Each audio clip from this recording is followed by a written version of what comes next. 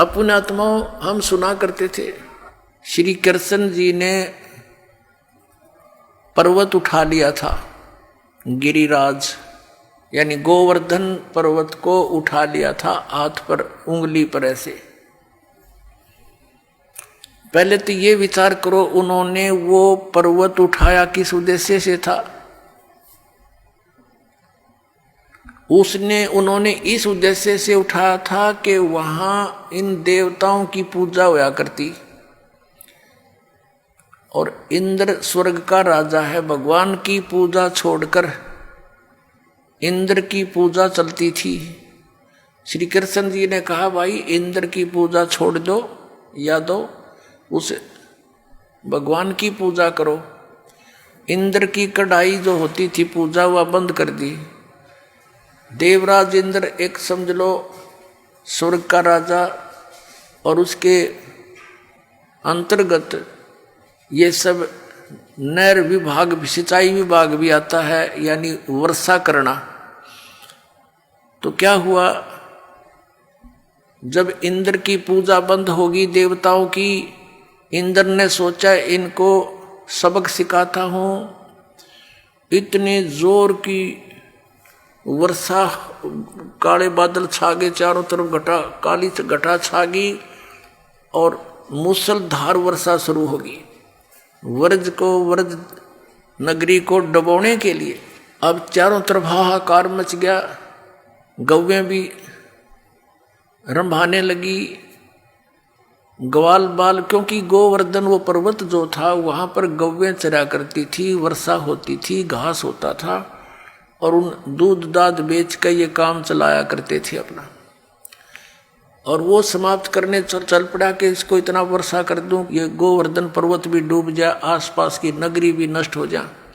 तो भगवान श्री कृष्ण जी ने उंगली पर वो गोवर्धन पर्वत उठा लिया और पूरी ब्रज नगरी के ऊपर से कर दिया।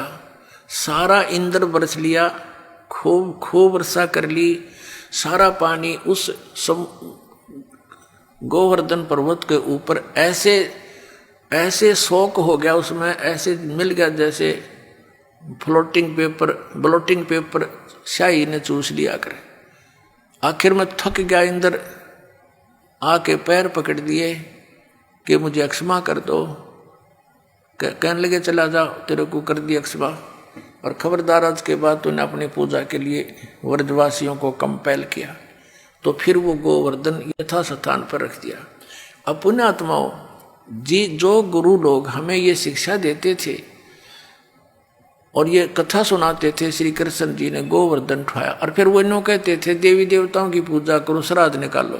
अरे भले आदमी हो, श्री कृष्ण जी ने तो देवताओं की पूजा छुटवाई थी, तुम दर्द कर रहे हो, उनके विपरीत ज्ञान दे रहे हो, गुण गा रहे हो श्री कृष्ण के, और तुम इसको भगवान बता रहे हो। परमात्मा कहा करते थे कि केवल एक इस लीला से ही तुमने उसको भगवान मान लिया, ये तुम्हारी नासमझी है, बालक बुद्धि है कि ये कंप्लीट गॉड मान लिया तुमने, गोवर्धन उठा लिया था। क्या बताते हैं परमात्मा, कहते हैं गोवर्धन श्री कृष्ण धारो और द्रोणोगिरी हनुमंत, शेष नाग सब सृष्टि उठारा, इनमें कौन भगवंत। यदि तुम एक ही इस लक्षण से, इस चमत्कार से कि श्री कृष्ण जी ने गोवर्धन उठा लिया, हनुमान जी ने तो फिर द्रोणागिरी उठाई, और आप ही लोक वेद सुनाते हो ब्राह्मण लोगों के शेष नाग के सिर पे कहते हैं एक कूर्म है, कूर्म के ऊपर एक शेष नाग है, शेष नाग के सिर पे एक बैल है, और उसके ऊपर फिर सारी पृथ्वी रखी है। कहते तुम मानते हो कि शेष के सिर पे सारी सृष्टि है शेष नाग के, तो यो सारे ब्रह्मांडा तुम्हारे पूरे ब्रह्मांड ने उठा रहा, समझ लो पूरी पृथ्वी उठा रहा। तो इनमें भगवान कौन सा है, श्री कृष्ण है या हनुमान जी है या शेष नाग है तुम्हारा भगवान? केवल इसी लक्षण से तुमने भगवान इसको कंप्लीट गॉड मान रखा, पूर्ण परमात्मा। फिर क्या बताया, कहते हैं समुद्र पाट लंका गयो, सीता का भरतारे, अगस्त ऋषि ने ये सातों पी लिए, इनमें कौन करता रे। ये इस चीज से ये परिचित थे नहीं गुरु लोग यहाँ के हमारे। वो ये कहा करते श्री रामचंद्र जी ने समुद्र के ऊपर पुल बना दिया। परमात्मा कहते हैं यदि तुम इसी लक्षण से इसको भगवान मान बैठे तो क्या बताते हैं कि समुद्र पाट लंका गयो, यानी समुद्र को आट के पत्थर उसको ऊपर रख के और लंका चला गया। कौन? सीता का भरतार।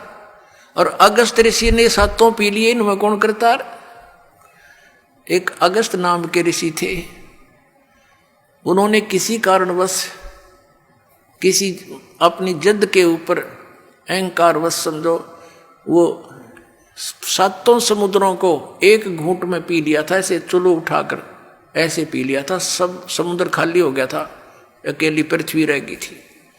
अब पुण्यात्मा, अब परमात्मा कहते, फिर ऋषियों की प्रार्थना से उन्होंने फिर वापस उसको कुरला कर दिया तो भर गए थे।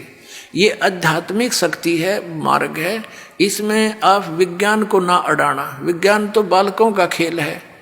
ये जहाज बना लिए, इस समांडी पाइक के कंप्यूटर बना लिए हैं, परमाणु बम बना लिए, और 2 साल वर्षा ना करे भगवान, ये धरे धराए रह जा थारी साइंस किधर ढूंढे नहीं पावे। जर लगे खड़े खड़े इन जहाजों के ऊपर कुछ बैठनिया नहीं पावे।